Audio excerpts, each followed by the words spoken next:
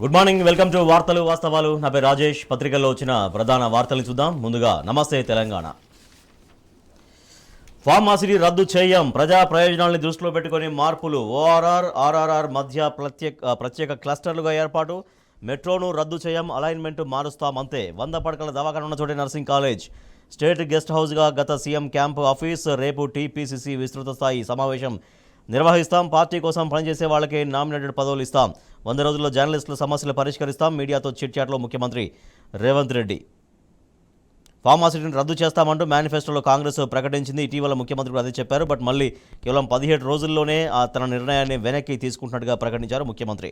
Metro వంకర టింకర, airport లైన్పై CM భిన్న ప్రకటనలు. గత ప్రభుత్వ ప్రాజెక్టు రద్దు చేస్తానని ఒకసారి, ఎల్బీ నగర్ నుంచి ఎయిర్పోర్టుకు అంటూ మరొకసారి, ఇప్పుడు బీహెచ్ఈఎల్ నుంచి అంటూ ఇంకోసారి గందరగోళంగా మారిన ముఖ్యమంత్రి వ్యాఖ్యలు. ప్రభుత్వ వ్యతిరేకత వస్తుందనే ఫార్మాసిటీ రద్దుకు న్యాయపరమైన చిక్కులు వస్తాయని 17 రోజుల వ్యవధిలోనే సీఎం రేవంత్ రెడ్డి నిర్ణయం వాపస్. వాస్తవానికి గతంలోనే ముఖ్యమంత్రి విరుద్ధ ప్రకటనలు చేశారు. గవర్నర్కు సీఎం రేవంత్ రెడ్డి శుభాకాంక్షలు అంటూ ఒక వార్త చూడడం, అలాగే హైకోర్టు సీజే అలోక్ ఆరాధేకు కూడా శుభాకాంక్షలు తెలిపారు ఆయన. నుమాయిష్ అంటే హైదరాబాద్, చార్మినార్, ట్యాంక్ బండ్ తర్వాత గుర్తొచ్చేది ఇదే. పారిశ్రామిక ప్రదర్శనలు ప్రారంభించారు ముఖ్యమంత్రి రేవంత్ రెడ్డి. పారిశుద్ధ్య కార్మికుల గౌరవం పెంచాం, 3 సార్లు వేతనాలు పెంచాం, భవిష్యత్తులో కూడా అండగా ఉంటాం. బీఆర్ఎస్ వర్కింగ్ ప్రెసిడెంట్ కేటీఆర్ నూతన సంవత్సర వేడుకల్లో పారిశుద్ధ్య కార్మికులతో కలిసి నిన్న తెలంగాణ భవన్లో భోజనం చేశారు ఆయన. నూతన సంవత్సర వేడుకలను బీఆర్ఎస్ వర్కింగ్ ప్రెసిడెంట్ కేటీఆర్ పారిశుద్ధ్య కార్మికులతో కలిసి జరుపుకున్న ఫోటో మనం చూస్తున్నాం. ఎన్నికల ఏడాది 2024 వరుసగా లోక్సభ, రాజ్యసభ, ఎమ్మెల్సీ, స్థానిక సంస్థలకు ఎన్నికలు. ఈ సంవత్సరం రాష్ట్రంలో అత్యధిక కాలం ఎలక్షన్ కోడ్ ఉండబోతోంది. యాదగిరిగుట్టలో న్యూ ఇయర్ శోభ. లక్ష్మీ నరసింహస్వామి క్షేత్రానికి భక్తజనం పోటెత్తారు. కొండెక్కిన ధూప దీపం. ఎన్నికల కోడ్ వచ్చినప్పటి నుంచి నిలిచిన వేతనాలు, ఆర్థిక ఇబ్బందులు ఎదుర్కొంటున్న అర్చకులు, ఉద్యోగులు. బియ్యం 6,200 రూపాయలు. భారీగా పెరిగిన బియ్యం ధరలు. రికార్డు స్థాయిలో క్వింటాలకు 1,500 పెరుగుదల. మార్కెట్లో తగ్గిన బియ్యం లభ్యత. ఈ యాసంగిలోనూ వరి సాగు తగ్గే అవకాశం. మేడారం బస్సుల్లో నో ఫ్రీ. జాతరల్లో మహిళలకు ఉచిత ప్రయాణం బంద్. స్పెషల్ బస్సులు నడపాలని అధికారులకు ఆదేశాలు. గ్రీన్ ఇండియా ఛాలెంజ్ను నిబద్ధతతో కొనసాగిస్తాం. నూతన సంవత్సరం సందర్భంగా మొక్కలు నాటిన ఎంపీ సంతోష్ కుమార్.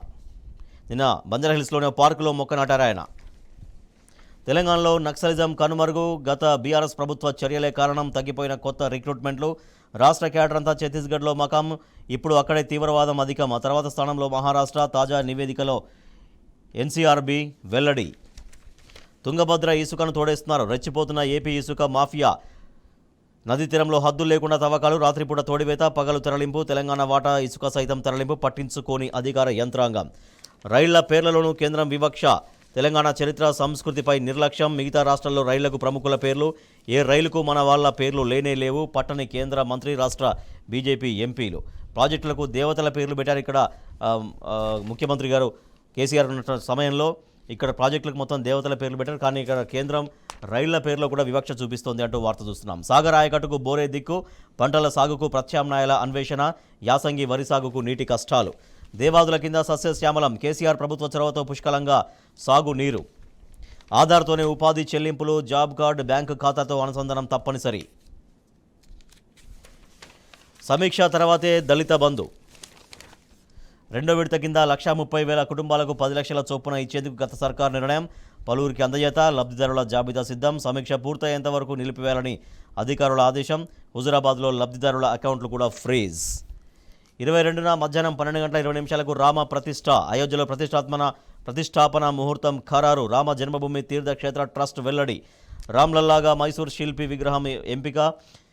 జనవరి 15 వరకు అక్షింతల పంపిణీ. Expo shot success. కొత్త ఏడాదిని ఘనంగా ప్రారంభించింది ఇస్రో. మసూద్ అజర్ హతం. పాకిస్తాన్లో జరిగిన బాంబు దాడిలో జైషే చీఫ్ మృతి చెందినట్లు వార్తలు. సోషల్ మీడియాలో విస్తృత ప్రచారం జరుగుతుంది. అధికారిక ప్రకటన ఇంకా పాకిస్తాన్ ప్రభుత్వం చేయలేదు. Telangana today. Series of major earthquakes strike Japan, no casualties అని ఒక వార్త చూడొచ్చు. Airport, metro, pharma city plans stay, says CM Revanth.